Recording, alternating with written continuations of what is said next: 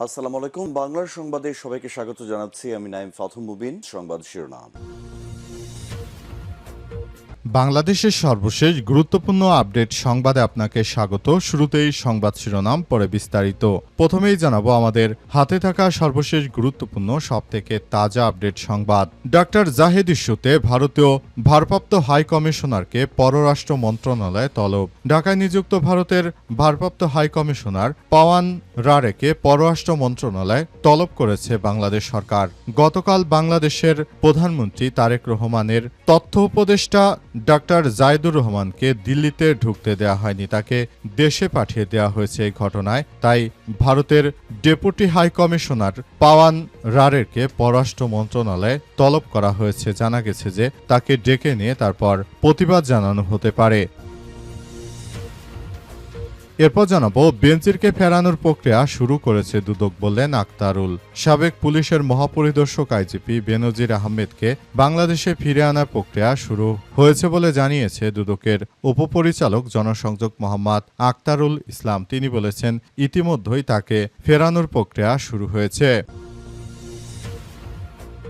এদিকে বাতিল হচ্ছে আব্দুল হান্নান মাসুদের এমপির পদ, দাবি রাশেদ খানের। নির্বাচনী হলফনামায় মিথ্যা তথ্য দেওয়ার দায়ে বাতিল করা হচ্ছে হাতিয়ার সংসদ সদস্য আব্দুল হান্নান মাসুদের এমপির পদ। এবার এমনই চাঞ্চল্যকর দাবি তুলেছে বিএনপির নেতা রাশেদ খান। তিনি আজ সামাজিক যোগাযোগ মাধ্যমে এমন উদ্ভট ও পাগলের প্রস্তাব দিয়েছেন। জানাবো, সিলেটে হাম এবং নিউমোনিয়ায় ৬৯ শিশুর মৃত্যু, হাসপাতালে ভর্তি ২৯৭। সিলেট বিভাগে হাম এবং নিউমোনিয়া পরিস্থিতি নিয়ে উদ্বেগ আরও বেড়েছে। পর্যন্ত হাম এবং নিউমোনিয়ায় আক্রান্ত হয়ে ৬৯ জন শিশু এবং এক নার্সের মৃত্যু হয়েছে। ২৪ ঘন্টায় নতুন করে ৮০ জন রোগী হাসপাতালে ভর্তি হয়েছে এবং ল্যাব পরীক্ষায় আরও ৪ জনের হাম শনাক্ত করা হয়েছে। বর্তমান বিভাগের বিভিন্ন সরকারি ও বেসরকারি হাসপাতালে ২৯৭ জন রোগী চিকিৎসাধীন। এবং সর্বশেষ জানাবো, ব্রাজিলে হেলিকপ্টার দুর্ঘটনায় মার্কিন সঙ্গীত শিল্পী অলিভার টি নিহত।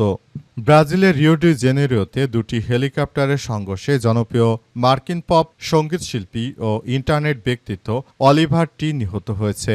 দুর্ঘটনায় মোট ৬ জন প্রাণ হারিয়েছে। প্রিয় দর্শক, এতক্ষণ শুনছিলেন সংবাদ শিরোনাম, এবারে বিস্তারিত। তবে তার আগে বন্ধুরা, অনুরোধ থাকবে এই সংবাদটিতে একটি লাইক দিন। এই চ্যানেলে আপনি নতুন হয়ে থাকলে আমাদের সংবাদটি দেখতে দেখতে চ্যানেলটি সাবস্ক্রাইব করে রাখুন। কমেন্ট করে বন্ধুরা আপনার মূল্যবান মতামত জানিয়ে দিন আপনি বিশ্বের কোন দেশ থেকে বা বাংলাদেশের কোন স্থান থেকে আমাদের সংবাদটি দেখছেন এবং শুনছেন। আর বন্ধুরা, সংবাদটি আপনার সোশ্যাল মিডিয়া ফেসবুকে শেয়ার করে বন্ধুদেরও দেখার সুযোগ করে দিন। গাজা যুদ্ধে আপনি যদি নিরীহ ফিলিস্তিনিদের ভালোবেসে থাকেন বন্ধুরা, নিরীহ ফিলিস্তিনিদের ভালোবেসে থাকলে কমেন্টে ইয়েস লিখে পুরো বিশ্বকে আমাদের এই তাজা আপডেটটি দেখার সুযোগ করে দিন। এবারে বিস্তারিত।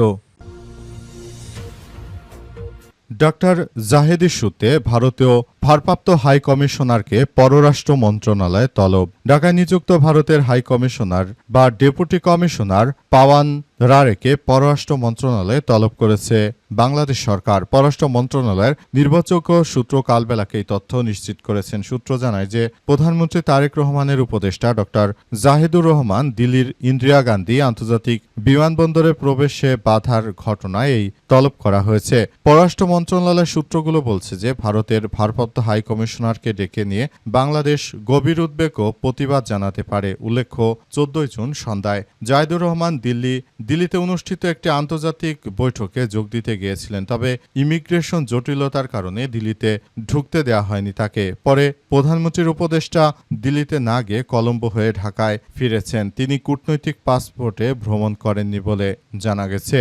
তবে তাকে কি কারণে ঢুকতে দেওয়া হয়নি, কারণ হয়তো তাকে জঙ্গিবাদ বা মৌলবাদ ট্যাগ দিতে পারে, কারণ জাহেদের চেহারা ছবিতে অনেকটা এই মৌলবাদের স্পষ্ট ভাব দেখতে পারে ভারতীয়রা। সুতরাং এই ব্যাপারে হয়তো জায়েদকে ঢুকতে নাও দেয়া হতে পারে, এমন কথাও অনেকে বলাবলি করতে শুরু করেছে। মূলত এই বিষয়গুলো আসলে সবার জন্য একরকম পরিস্থিতি, থমথমে অবস্থা বিরাজ করছে। দেখা যাক শেষ পর্যন্ত মূল বিষয়গুলো কোন দিকে যায় এবং এটি নিয়ে শেষ পর্যন্ত কি হয় সেটি আসলে এই মুহূর্তে সবার জন্য দেখা অত্যন্ত গুরুত্বপূর্ণ একটি বিষয়।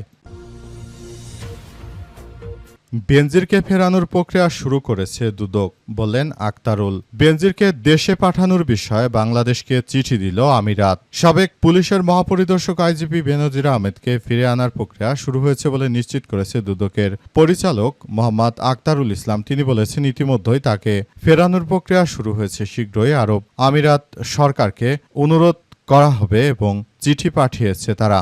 দুদকের উপপরিচালক জনসংযোগ মোহাম্মদ আক্তারুল ইসলাম কালবেলাকে তথ্য নিশ্চিত করেছেন। জানা গেছে, শেখ হাসিনার সময় এমন কোনো অপরাধ নেই যাই বেনজির করেনি। বেনজিরের অপরাধের ফিরিস্তি এতটাই ব্যাপক ও বিস্তৃত যে বাংলাদেশের মানুষ বেনজিরের অপরাধের কর্মকাণ্ড শুনে সবাই হতচকিত হয়ে পড়েছে।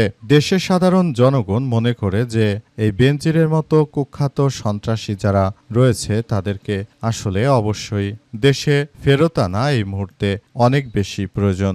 বেনজিরের মতো ব্যক্তিত্বরা বাংলাদেশ থেকে মানুষ হত্যা করার পর 5ই আগস্টের পরও বেনজির দেশে ছিল। এরপরই বেনজিরকে কিছু অসাধু পুলিশ কর্মকর্তারা এয়ারপোর্ট দিয়ে বিদেশে পালাতে সহযোগিতা করে। এরপর দেখা গেল যে বেনজিরকে অবশেষে দেশে ফেরত আনা হচ্ছে। দুবাই পুলিশ তাকে গ্রেপ্তার করার পর মূলত বেনজিরের বিষয়টি চর্চায় চলে আসে। সবাই বলাবলি করছে যে বেনজিরকে ফেরত এনে তারপর আইনের শাসন অবশ্যই কার্যকর করতে হবে সরকারকে। কারণ এই বেনজিরই শাপলা চত্বরে সেদিন মামুনুল হকদের উপর গণহত্যা চালিয়েছিল। এমন ঘটনা আসলে বাংলাদেশের জন্য এক মর্মান্তক ও ভয়াবহ বিপর্যয়কর পরিস্থিতির সৃষ্টি করেছে। সুতরাং এখন বিষয়গুলো নিয়ে সবাই অনেক বেশি আসলে সতর্ক অবস্থানে রয়েছে এবং সবাই মনে করে যে বেনজিরের মতো লোকদের অবশ্যই শাস্তি হওয়া উচিত। কারণ এই বেনজিরেরা মূলত এমন কিছু কার্যক্রম আসলে করেছে যেটা সারা দেশের মানুষকেই হতচকিত করে ফেলেছে।